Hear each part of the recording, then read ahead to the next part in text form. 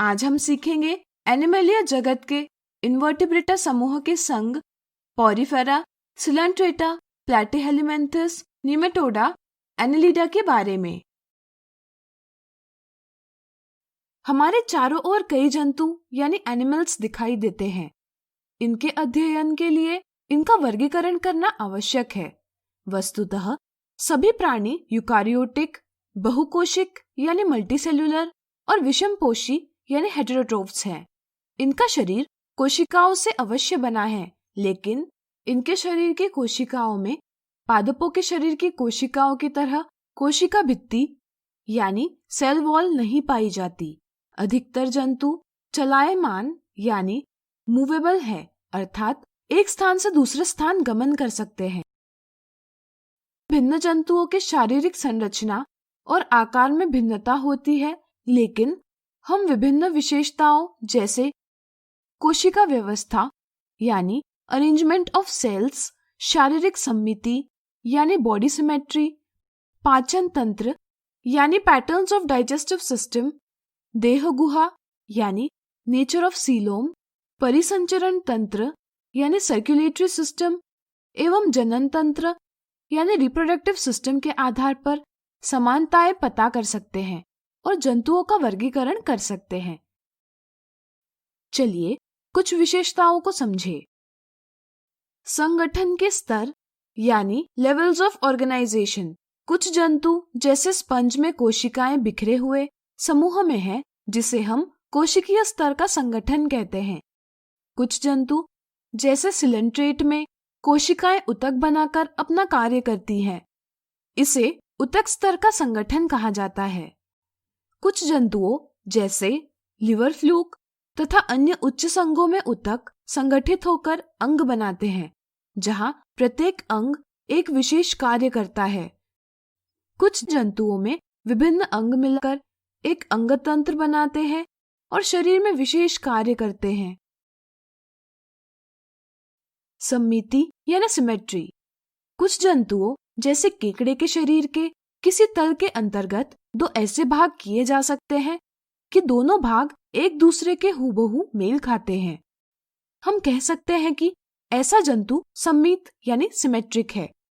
कुछ जंतु जैसे स्पंज असम्मित यानी एसिमेट्रिक होते हैं। द्विकोरिक यानी डिप्लोब्लास्टिक तथा त्रिकोरिकी यानी ट्रिप्लोब्लास्टिक संगठन। कुछ जंतु जैसे हाइड्रा की कोशिकाएं दो भ्रूणीय स्तरों यानी एम्ब्रियोनिक लेयर्स में व्यवस्थित होती है। ऐसे संगठन द्विकोरिक कहलाते हैं। कुछ जंतु जैसे खरगोश की कोशिकाएं तीन भ्रूणीय स्तरों में व्यवस्थित होती है। ऐसा संगठन त्रिकोरिकी कहलाता है। देह गुहा या प्रगुहा यानी सीलोम।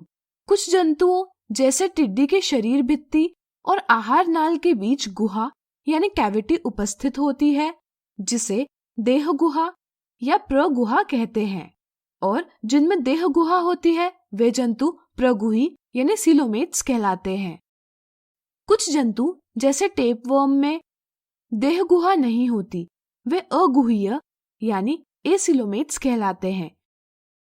कुछ जंतुओं जैसे गोलकृमि में देह गुहा मध्य त्वचा, बाह्य त्वचा और अंतः त्वचा के बीच बिखरी हुई थैली के रूप में होती है।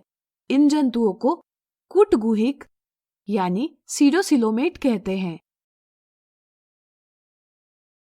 खंडीभवन यानी सेगमेंटेशन। कुछ जंतुओं जैसे केचुए का शरीर बाह्य तथा आंतरिक दोनों ओर श्रेणीबद्ध खंडों में विभाजित होता है, तो कुछ जंतुओं जैसे प्लेनेरिया का शरीर खंडित नहीं होता।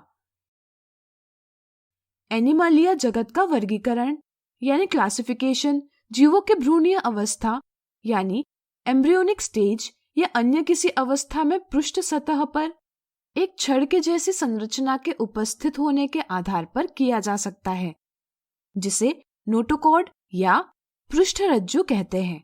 जिन जंतुओं के भ्रूणीय अवस्था में नोटोकॉर्ड उपस्थित होता है कॉर्डेट कहलाते हैं, जबकि अन्य जंतुओं में नोटोकॉर्ड उपस्थित नहीं होती, इन्हें अरज्जुकी, नॉन कॉर्डेट या इन्वर्टिब्रेट कहा जाता है। चलिए इस वीडियो में इनवर्टिब्रेटा के उपवर्गों को जानें। पोरिफेरा यह छिद्रयुक्त जंतुओं का समूह है जिन्हें सामान्यतः स्पंज के नाम से जाना जाता है। वे लवणीय क्षेत्र जैसे समुद्र में पाए जाते हैं। इनके कुछ उदाहरण हैं यूप्लेक्टेला, स्पॉन्जिला, साइकॉन इत्यादि। वे अचल होते हैं तथा किसी आधार से चिपके रहते हैं। इनके संपूर्ण शरीर में अनेक छिद्र होते हैं जिन्हें ऑस्टिया कहते हैं। ये नाल प्रणाली यानी कनाल सिस्टम से जुड़े होते हैं जिसके अंतर्गत शरीर में जल, ऑक्सीजन तथा भोजन का संचरण यानी सर्कुलेशन होता है। इनका शरीर कठोर आवरण अथवा बाह्य कंकाल से ढका हुआ होता है। इनकी शारीरिक संरचना सरल होती है तथा ऊतकों में विभेदन नहीं होता। वे लैंगिक तथा अलैंगिक जनन से संतति उत्पन्न कर सकते हैं। सिलेंट्रेटा या नाइडेरिया, इनमें हाइड्रा, जेलीफिश, एनीमोन जैसे जीव सम्मिलित हैं। वे सभी बहुकोशिक जलीय जंतु हैं। इनका शारीरिक संगठन ऊतकीय स्तर का होता है। पोरिफेरा की तुलना में उनके शारीरिक संगठन में अधिक विभेदन देखने मिलता है। उनके शरीर में एक देह गुहा यानी सीलोम पाई जाती है। इनका शरीर कोशिकाओं की दो परतों बाह्य त्वचा एक्टोडर्म एवं आंतरिक त्वचा एंडोडर्म से बना होता है। इसलिए वे द्विकोरक यानी डिप्लोब्लास्टिक होते हैं। दो परतों के बीच का स्थान जेली जैसा पदार्थ से भरा होता है, मेसोग्लिया से बना होता है। इनकी कुछ जातियां जैसे कोरल समूह में रहती है जबकि कुछ जातियां जैसे हाइड्रा अकेली रहती हैं। वे लैंगिक और अलैंगिक दोनों पद्धतियों से जनन कर सकते हैं।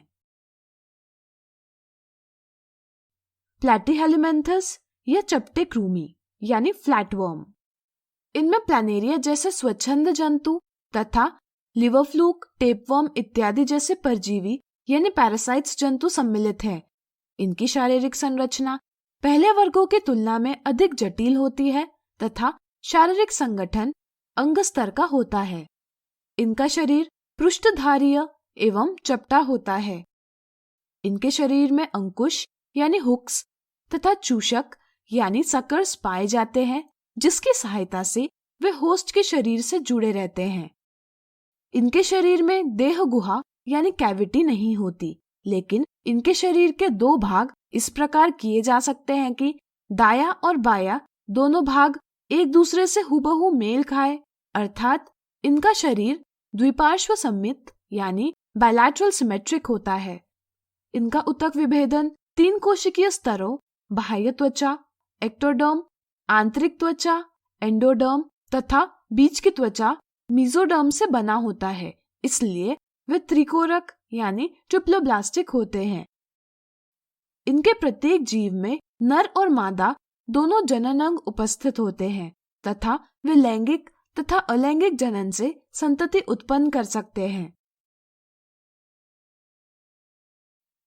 निमेटोडा या एस्केहेलमिन्थस या गोल कृमि यानी राउंड वर्म, इनमें गोल कृमि, फाइलेरिया कृमि, पिन कृमि इत्यादि सम्मिलित होते हैं। ये मुक्तजीवी जलीय स्थलीय होते हैं तथा वे पौधे एवं जंतुओं में परजीवी भी होते हैं। वे द्विपार्श्व सममित त्रिकोरक जंतु हैं जिनका शरीर बेलनाकार होता है तथा अंतिम भाग नुकीला होता है। इनमें ऊतक पाए जाते हैं लेकिन अंग पूर्ण तरह से विकसित नहीं है। इनके देह गुहा रूपी थैली को कुटसिलोम यानी स्यूरोसिलम कहा जाता है। मानव में नीमाटोड द्वारा उत्पन्न विभिन्न रोग हैं हत्ती रोग यानी एलिफेंटाइसिस और अस्कीरियासिस। इनमें नर एवं मादा भिन्न होते हैं। मादा नर से बड़ी होती है। एनिलीडा या खंडित कृमि यानी सेगमेंटेड वर्म्स, इनमें कुछ जलीय जंतु जैसे नेरिस, जोंक यानी लीचेस तथा कुछ स्थलीय जंतु जैसे केचुआ यानी अर्थवर्म सम्मिलित है। साधारणतः वे द्विपार्श्वी सम्मित त्रिकोरक जंतु है। इनमें शारीरिक संगठन अंग स्तर का होता है। इनमें वास्तविक देह गुहा पाई जाती है। इनमें विशिष्ट संवहन, पाचन, उत्सर्जन और तंत्रिका तंत्र पाए जाते हैं, जिसके लिए विभिन्न अंग वास्तविक रूप में विभेदित होते हैं। उनका शरीर बाह्य रूप से खंडों में बांटा हुआ होता है। विभिन्न खंड एक दूसरे से वलय जैसी संरचनाओं से जुड़े हुए होते हैं। वलय जैसी इन संरचनाओं को एनुली कहते हैं। इन विशेषताओं के कारण इस समूह के जीवों को एनेलिड कहा जाता है। लैटिन में एनुलस का अर्थ है सूक्ष्म वलय। इनमें कुछ जंतु जैसे नेरिस एकलिंगी होते हैं, अर्थात नर और मादा भिन्न होते हैं, तथा कुछ जंतु जैसे केचुआ तथा लीच द्विलिंगी होते हैं। वे लैंगिक जनन से संतति उत्पन्न करते हैं। आज हमने सीखा एनिमेलिया जगत के इन्वर्टिब्रेटा समूह के संघ पोरिफेरा, सिलोन्ट्रेटा, प्लैटीहेलमिन्थस, नीमाटोडा, एनिलिडा के बारे में।